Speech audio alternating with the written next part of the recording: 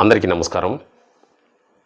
ముఖ్యంగా ఒక రాష్ట్ర అభివృద్ధి అంటే కేవలం సంక్షేమ పథకాలేనా లేక మౌలిక సదుపాయాల కల్పన కూడానా? ముఖ్యంగా వైఎస్ జగన్మోహన్ రెడ్డి గారు 2019, 2024 మరి ఈ 5 ఏళ్ల పాలనలో ఆంధ్రప్రదేశ్ రాష్ట్రంలో జరిగిన మౌలిక సదుపాయాల విప్లవం గురించి, అదేవిధంగా జగన్మోహన్ రెడ్డి గారు భారీ ప్రాజెక్టుల నుండి ఫ్లైఓవర్ల వరకు, మరి అదేవిధంగా భావి తరాల కోసం నిర్మించిన మెడికల్ కాలేజీల వరకు మరి పూర్తి వివరాలు ఈ వీడియోలో తెలుసుకుందాం. ముఖ్యంగా మీరైతే వీడియోకి ప్లీజ్ సబ్స్క్రైబ్ చేయండి, లైక్ చేయండి, కుదిరితే చివరి వరకు చూసే ప్రయత్నం అయితే చేయండి. మరి వీడియోలోకి వెళ్దాం. ముఖ్యంగా ఇక్కడ జగన్మోహన్ రెడ్డి గారు అధికారంలోకి వచ్చిన వెంటనే దృష్టి పెట్టిన అతి పెద్ద రంగం ఏదైనా ఉంది అంటే వైద్య రంగం, అదేవిధంగా విద్యారంగం. ముఖ్యంగా రాష్ట్ర చరిత్రలో ఎన్నడూ లేని విధంగా ఒకేసారి 17 కొత్త ప్రభుత్వ మెడికల్ కాలేజీలకు శ్రీకారం చుట్టారు వైఎస్ జగన్మోహన్ రెడ్డి గారు. విజయనగరం, రాజమండ్రి, ఏలూరు, అదేవిధంగా మచిలీపట్నం మరియు నంద్యాల జిల్లాలో వంటి చోట్ల కూడా ఇప్పటికే మెడికల్ కాలేజీలు ప్రారంభమై తరగతులు జరుగుతున్నవి. మరి ఇది గమనించాల్సిన విషయమే. ప్రతి పార్లమెంటు నియోజకవర్గానికి ఒక మెడికల్ కాలేజీ ఉండాలనే లక్ష్యంతో సుమారు 8,500 కోట్ల రూపాయల వ్యయంతో ఈ పనులు చేపట్టారు వైఎస్ జగన్మోహన్ రెడ్డి గారు తన ప్రభుత్వంలో.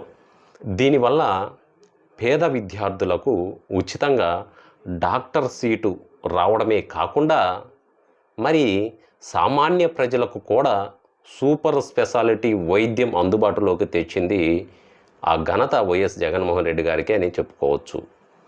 మరి ఇక్కడ తదుపరి రవాణా రంగం, ముఖ్యంగా విజయవాడ కనకదుర్గ ఫ్లైఓవర్, అదేవిధంగా బెంజ్ సర్కిల్ ఫ్లైఓవర్.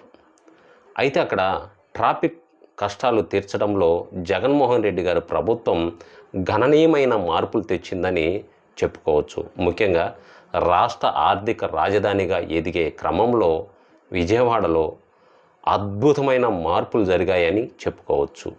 అయితే అక్కడ ముఖ్యంగా బెంజ్ సర్కిల్ ఫ్లైఓవరు, ఆ ఫ్లైఓవర్ దశాబ్దాల కాలంగా పెండింగ్లో ఉన్న విజయవాడ బెంజ్ సర్కిల్ 2వ ఫ్లైఓవర్ను పూర్తి చేసి అందుబాటులోకి తెచ్చారు వైఎస్ఆర్ కాంగ్రెస్ పార్టీ. మరి ఇక్కడ అదేవిధంగా పశ్చిమ నియోజకవర్గంలోని రిటైనింగ్ వాల్ అంటే కృష్ణానది వరద ముప్పు తప్పించడానికి మరి విజయవాడలోని భారీ రిటైనింగ్ వాల్ని నిర్మించాడు వైఎస్ జగన్మోహన్ రెడ్డి గారి హయాంలోనే. మరి ఆ రిటైనింగ్ వాల్ వల్ల కొన్ని వేల కుటుంబాలు మరి ఈరోజు సంతోషంగా జీవనం సాగిస్తున్నాయి. మరి ఇక్కడ తదుపరి మున్సిపల్ రోడ్లు సుమారు 10,000 కోట్లకు పైగా నిధులతో రాష్ట్ర వ్యాప్తంగా గుంతలమయమైన రోడ్లను మరమ్మతులు చేపట్టడానికి మరి ఈ 10,000 కోట్ల రూపాయల వ్యయంతో మరి ఈ రోడ్లకు మరమ్మతులు చేపట్టడం జరిగింది మరి వైఎస్ఆర్ ప్రభుత్వంలోనే. ముఖ్యంగా నీటి ప్రాజెక్టుల ప్రాధాన్యత కూడా బాగా అభివృద్ధి చేసినాడని చెప్పుకోవచ్చు. వీటిల్లో ప్రధానమైనది పోలవరం పనులు, అదేవిధంగా నెల్లూరు బ్యారేజీలు. ముఖ్యంగా ఇక్కడ రైతు సంక్షేమమే ధ్యేయంగా సాగునీటి ప్రాజెక్టులను మరి ప్రాధాన్యత క్రమంలో ఇవి పూర్తి చేశారు. ముఖ్యంగా నెల్లూరు బ్యారేజీ, అదేవిధంగా మేకపాటి గౌతమరెడ్డి బ్యారేజ్, మరి ఇది పెన్నా నదిపై దశాబ్దాలుగా పెండింగ్లో ఉన్న ఈ 2 ప్రాజెక్టులను పూర్తి చేసి జాతికి అంకితం చేశారు జగన్మోహన్ రెడ్డి గారు. మరి ప్రధానంగా కుప్పం బ్రాంచ్ కెనాలు ముఖ్యంగా తన రాజకీయ ప్రత్యర్థి నియోజకవర్గమైనా సరే అక్కడ రైతులకు నీరు అందించాలని మరి సుజల స్రవంతి పనులను పూర్తి చేసి కుప్పంకు నీళ్ళు అందించారు మరి జగన్మోహన్ రెడ్డి గారు. అయితే ఇక్కడ పోలవరం ప్రపంచంలోనే అతిపెద్ద స్పిల్వే పనులను పూర్తి చేసి డయాఫ్రమ్ వాల్ను రిపేర్లు మరియు ప్రధాన డ్యామ్ పనులను వేగవంతం చేశారు. మరి అది కూడా చెప్పుకోవచ్చు. అయితే పోలవరం పూర్తి కాలేదు.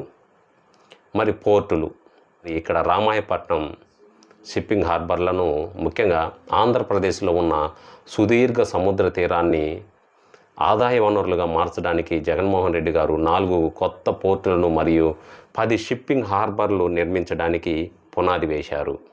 ఇక్కడ రామాయపట్నం పోర్టు అతి వేగంగా పనులు జరుపుకుంటున్న ఈ పోర్టు ద్వారా వేల మందికి ఉపాధి లభించింది.